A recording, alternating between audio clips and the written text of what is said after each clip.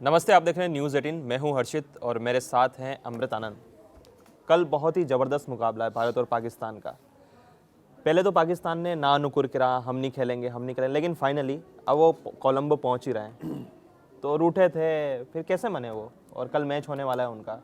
नहीं देखिए, रूठना मनाना इन चीज़ों में तो मैं हर्षित बहुत यकीन नहीं कर रहा हूँ, क्योंकि ये एक पूरा का पूरा सियासी ड्रामा था।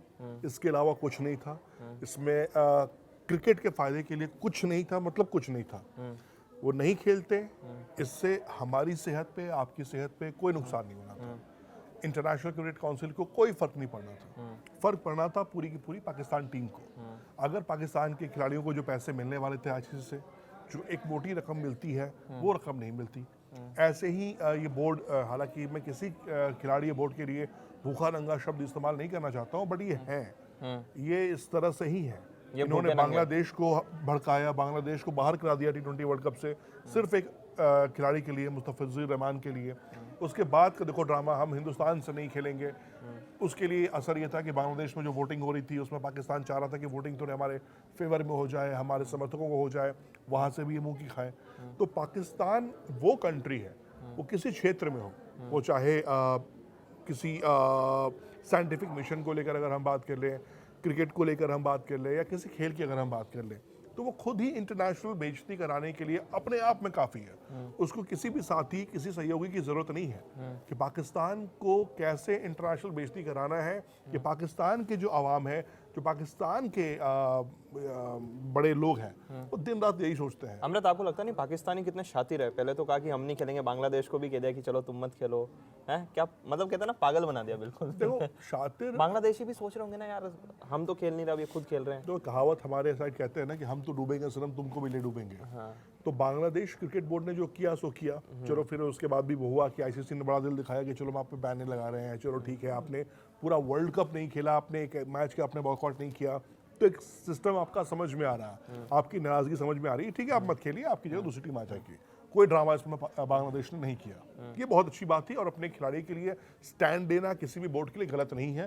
अगर बीसीसीआई भी होती तो शायद वो यही करती, और मैं बीसीसीआई का समर्थन करता, पहला आदमी होता जो मैं समर्थन करता। बांग्लादेश बोर्ड ने ये एक्शन लिया, मैं समर्थन करता हूँ। बांग्लादेश क्रिकेट बोर्ड ने ये बहुत अच्छा काम किया, क्योंकि अपने खिलाड़ी की जिस टीम ने इज्जत नहीं की, वो बोर्ड अपनी आंखों में आंख डाल के नहीं दे सकता है। तो बांग्लादेश क्रिकेट बोर्ड ने ये करके, ये जो ड्रामा, जिसको जो कहना कह ले, लेकिन मैं कहूँगा कि पाकिस्तान को नीचे करके अपने आप को इसने वर्ल्ड क्रिकेट में ऊंचा कर लिया है। कि एक बोर्ड है, वो बोर्ड है जो अपने खिलाड़ियों के हित में सोच रहा है, अपने खिलाड़ियों के हित की लड़ाई लड़ रहा है। अमृत, ये पाकिस्तानी कितने बड़े ढोंगी है। पहले तो कहते हैं हम इंडिया के साथ मैच नहीं खेलेंगे, फिर यही ढोंगी, मतलब मैच से 2-3 दिन पहले कहते हैं नहीं हम खेलेंगे। तो इस तरह का ढोंग ये लगातार अच्छा, क्या लगता है कि इससे इनको फायदा हुआ, या इनकी इतना कह सकते हैं ना, क्या इतनी इनकी औकात है कि अगर हम नहीं खेलेंगे तो हमारा पेट भर जाएगा? देखो, एक सिंपल सी कहानी इसमें इतनी आती है हर्षित, कि अगर वो क्रिकेट नहीं खेलना चाह रहे हैं, इशू क्या है? पाकिस्तान में जो उनके आवाम हैं, जो उनके लोग हैं, मैं मौसी नकवी का नाम लेके चलना चाहता हूँ। मौसी नकवी साहब गृह मंत्री हैं वहाँ के, पाकिस्तान के। उनका काम पॉलिटिक्स करना है।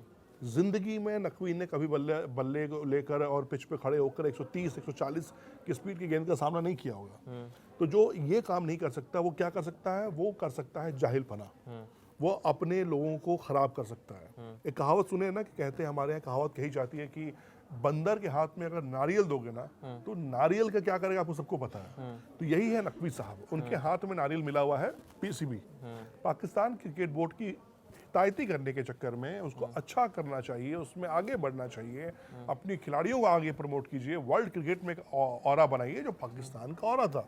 देखो, being a cricket fan, Pakistan के प्लेयर्स के जो ऑरा था, जो स्टेटस था, उसको देख के अफसोस होता है कि ये क्या टीम थी यार, और ये टीम क्या हो गई है।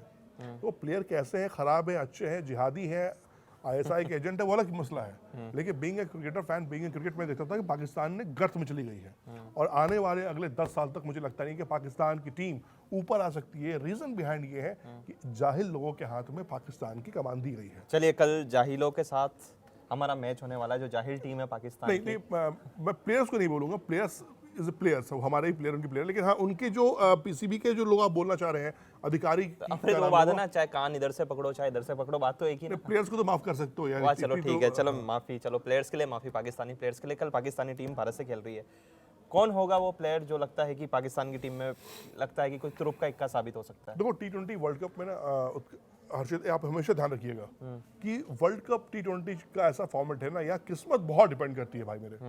मतलब 8 मरतबा हम और पाकिस्तान की टीमें T20 वर्ल्ड कप में आमने सामने हुए हैं। मुझे याद है 2021 T20 वर्ल्ड कप में खुद उस समय दुबई में था, मुकाबला देख रहा था। वो मुकाबला पाकिस्तान ने हमें 10 विकेट से हराया था, 10 विकेट से। भारतीय गेंदबाज कोशिश करते रहे विकेट निकालने की, लेकिन विकेट निकला नहीं, और वो बहुत बड़ा मुकाबला रहा। बाबर आजम और ने बहुत अच्छी बल्लेबाजी की वहाँ पर, और मुकाबला जीत गए वो लोग।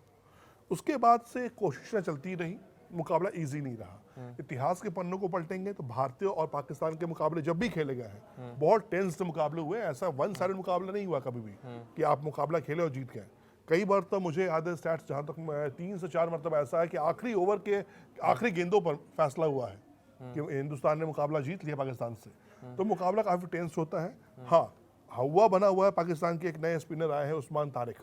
हाँ, वो हाथ रोक रहे हैं, वो क्या है, मतलब वो ये बहुत उसकी मिस्ट्री बनी हुई उस्मान तारिक की। लगातार आप सोशल मीडिया पे देख रहे हो उस्मान तारिक उस पर। देखो, इसमें टेक्निकली मैं समझा दूं मैं आपको, जैसे कि ब्रेटली, शोएब अख्तर, लसित मलिंगा, ये वो खिलाड़ी आए थे जिनका आर्म रिस्ट शोल्डर के नीचे से आता था। वो जर्क नहीं मारते थे, वो बस वो आके वन डिलीवरी में बॉल डाल देते हैं। लेकिन तारिक क्या कर रहे हैं, वो बॉल लेकर आते हैं, वो फिर हाथ होल्ड करते हैं, फिर होल्ड करने के बाद वो बॉल वो डिलीवर करते हैं। होल्ड में क्या है कि वो होल्ड जो हाथ रोक रहे हैं वो कितने सेकंड के लिए रोक रहे हैं, 1 सेकंड के लिए है, 0.05 सेकंड के लिए है, और उसको बैट्समैन कैसे जज कर रहा है। क्योंकि बैट्समैन क्या होता है, जब आप आर्म लेके आ गए तो बैट्समैन फ्लो में आ जाता है बैटिंग के लिए, वो शॉट खेलने के लिए कमिट करता है अपने आप को। उसमें जो वो ब्रेक लेते हैं और उसके बाद जो वो गेंद डालते हैं तो बैट्समैन होता है कंफ्यूज। इस कंफ्यूजन को लेकर ये नया ढोंग अपनाया जा रहा है, बनाया जा रहा है। बट आप इस बात को लिख के रख लीजिए, आज उस्मान तारिक का कल का स्कोर कार्ड देख लीजिएगा। भारतीय बल्लेबाज बखिया उधेड़ देंगे उनकी। ऐसे ही गेंदबाज हम ढूंढते हैं। अच्छा, हमें हर गली में ऐसा खिलाड़ी मिलता है जो आता है बट्टा मारता है। हम कहते हैं हमारे यहाँ बट्टा मार रहा है। एक ऐसे अजंता मेंडिस भी हुआ करते थे, उनको भी वो रहस्यमय बॉलर कहा जाता था। देखो, हर एक बॉलर, दोनों में क्या डिफरेंस है? देखिए हर बॉलर के दिन आते हैं। उस्मान तारिक हैंड होल्ड कर रहे हैं, अच्छा, उनका एक्शन अलग था। एक मैं आपको रोकना चाहूंगा, बहुत सारे सोशल मीडिया पे भी मीम्स बन रहे थे जिस तरह से गली मोहल्लों में आप भी क्रिकेट खेलते थे, हम भी खेलते थे बचपन में, तो बहुत से इस तरह से हैंड रोक के जब बॉलिंग करते थे तो नहीं कहते थे थ्रो फेंक रहा है, ये गलत बॉलिंग कर रहा है। तो ऐसा क्यों नहीं हुआ इनके साथ? नहीं, आप मतलब थोड़ा उसको तमीज में बोल रहे हैं, मैं थोड़ा उसको और वर्जन लेके जाऊं तो जिस तरह से कश्मीर में पत्थरबाजी हो रही थी, है तो एक मीम मेरे पास भी कई सारे आ रहे हैं, शेयर कर रहे हैं लोग, बहुत फैंस तो अच्छा, वो पत्थरबाज है कि वो पत्थर भी ऐसे फेंकते हैं ना सब। तो देखिए, ये पत्थर फेंकने वाला गेंदबाज आया हुआ है, ये पत्थरबाज है पाकिस्तान का। कहीं लश्कर तैयबा से ट्रेनिंग तो नहीं लेके आया यार देखो, मैं फिर या जैसे मोहम्मद से कि भैया हमको बॉलिंग भी सिखाओ, तुम आतंकवाद की ट्रेनिंग तो दे ही रहे हो। नहीं यार, देखो मैं फिर कहूंगा कि मैं देखो उस्मान तारिक की मैं गेंदबाजी की बात कर सकता हूँ, बट चलिए, अमृत भाई पूछ रहे हैं कि उस्मान तारिक आपने कहाँ से ट्रेनिंग ली है इस तरह की बॉल फेंकने की, बता देना जरूर अगर हमारा वीडियो पहुंचे तो। नहीं यार, प्लेयर है, प्लेयर को प्लेयर की तो छोड़ देते हैं। बट हाँ, नहीं, हमने पत्थरबाजी की बात करी ना, तो थोड़ा सा इसलिए मेरे को भी दिमाग में क्लिक हुआ कि यार वहाँ पे पत्थरबाजी सिखाई जाती है, वहाँ ट्रेनिंग कैंप्स होते हैं बकायदा। देखो, पाकिस्तान के पता है, पाकिस्तान की जो कंट्री के हालात है वो क्या है, हर्षित किसी से छुपा नहीं है। आप और मैं कितनी बार पाकिस्तान पे स्टोरीज कर चुके हैं। उनके आवाम परेशान है, जो पढ़े लिखे लोग पाकिस्तानी क्रिकेटर्स हैं, जो अच्छे लोग आवाम वहाँ की है ना, वो दुबई है, वो ओमान है, वो कनाडा जाके शिफ्ट हो चुकी है। वो लोग जब उनसे बातें होती हैं, फोन आता है मैच के लिए, चीजें होती हैं, वो लोग खुद तरस खाते हैं अपनी कंट्री पे, कहते हैं यार हम क्या थे, क्या से क्या हो गए देखते देखते। इसके अलावा इंडिया की जो स्क्वाड है उसमें क्या लग रहा है कि कौन हो सकता है? देखो, अभिषेक शर्मा प्लेइंग 11 में आएंगे। पिछले मुकाबले में वो इंजर्ड थे, फिट नहीं थे, इलनेस था, वो बाहर रहे थे, लेकिन अभिषेक शर्मा इन करेंगे। लोग ये कह रहे हैं कि कुलदीप यादव को मौका देना चाहिए, खिलाना चाहिए, बट आई थिंक ठीक है, टीम बैलेंस टीम में अभिषेक का आना, संजू सैमसन बाहर चले जाएंगे, लेकिन ये बैलेंस अपने आप में प्रॉपर बैलेंस है। लोग कह रहे हैं कि Jasprit Bumrah out of colour दिख रहे हैं कि क्या जिस तरह से एशिया कप में पाकिस्तान के बल्लेबाजों ने बुमराह की गेंद पे अटैक किया था, क्या वो हो पाएगा? तो देखो, कांट की आंडी बार बार नहीं चढ़ती है, वो एक बार हो गया। बुमराह वर्ल्ड के नंबर 1 गेंदबाजों में आते हैं यार, ऐसी इंप्रेशन उन्होंने यूं ही नहीं बनाई है। तो निश्चिंत रहिए, बुमराह का कल आप सबसे ज्यादा पिक देखेंगे, सबसे ज्यादा विकेट जसप्रीत बुमराह के होंगे। चलिए, मैं आपसे 2-3 सवाल आखिर में पूछना चाहता हूँ। दोनों टीमों के अच्छे बैट्समैन कौन कौन है? कौन लगता है कि आप 50 के ऊपर जाएंगे? देखो भारतीय बल्लेबाजी की अगर मैं स्पेशली बात करूँ, 2-3 नाम बता दीजिए आप। बहुत सारे दोनों टीमों के। देखो मैं आपके लेके जाना चाहूंगा आपका अभिषेक शर्मा, ईशान किशन, हार्दिक पांड्या, तिलक वर्मा, सूर्य कुमार यादव, जिन्होंने पहले मुकाबले में शानदार बल्लेबाजी की और रन बनाकर भारत को जीत दिलाई थी। सूर्य कुमार यादव, शिवम दुबे, रिंकू सिंह, अक्षर पटेल, नीचे तक बल्लेबाज भरे पड़े। ठीक है, आपने सारे नाम ले लिए। पाकिस्तान में देखो कौन गेम चेंजर हो सकता है? 2-3 बल्लेबाज। तो लोग कह रहे हैं कि बाबर आजम, जो उनके बहुत सीनियर प्लेयर हैं, वो बहुत अच्छा नहीं खेल रहे हैं, लेकिन मैं कहूँगा कि बाबर आजम खेल सकते हैं, बहुत अच्छी बल्लेबाजी कर सकते हैं। शाहीन शाह अफरीदी, आपको पता है शाहीन शाह अफरीदी लास्ट में आके हिट कर सकते हैं। विकेट तो अच्छी, बॉलिंग गेंदबाजी अच्छी करते ही हैं। वो अलग बात है कि अभिषेक शर्मा के आगे उनकी नहीं चलती है। अभिषेक शर्मा ने उनको रीड कर रखा है, कंट्रोल कर रखा है, बट वो लंबे छक्के मारने के लिए जाने जाते हैं। तो बल्लेबाजी पाकिस्तान की भी ठीक ठाक मुझे नजर आ रही है, बैलेंस नजर आ रही है। मुकाबला अच्छा होगा, दमदार होगा, इसकी तो गारंटी मैं आपको दे सकता हूँ। जीत हिंदुस्तान की इसलिए होगी क्योंकि भारतीय टीम के पास जो सबसे बड़ा एडवांटेज क्या है ना, कि मेंटल बहुत टफ है। बॉलर से आप जीत नहीं पाएंगे। देखो उनकी बॉलर बता दीजिए, 2-3 बॉलर।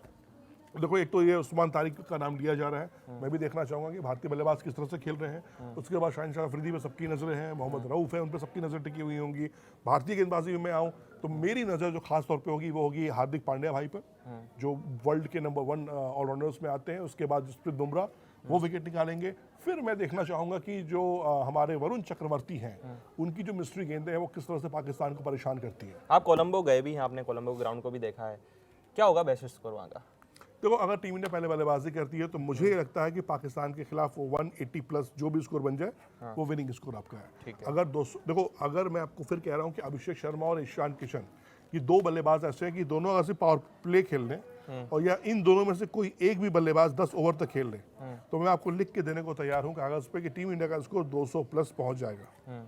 ये दोनों ऐसे मैं कहूँगी जल्लाद खिलाड़ी हैं पाकिस्तानियों के लिए कि ये बहुत आराम से रख के कूटेंगे उनको, इसमें कहीं कोई दो राय नहीं है।